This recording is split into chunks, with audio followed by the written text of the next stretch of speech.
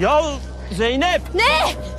Ya nereye gidiyoruz? Kaybolacağız bak, sonra beni suçlayacaksın yine. Ya istemiyorsan sen dön, ben devam ederim. Oldu, seni yalnız mı bırakacağım burada? Ne korkacağım ya, ben hiç korkmam böyle şeyler.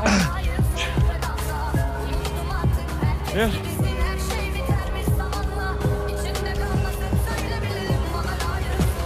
Ne o? Kurt muydu? Yok canım, ne kurdu? Şehrin göbeğinde.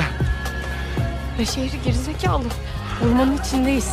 Ya ormandayız. Tamam. Tamam karıcığım, merak etme, kocan yanımda. Her şey bitermiş zamanla içinde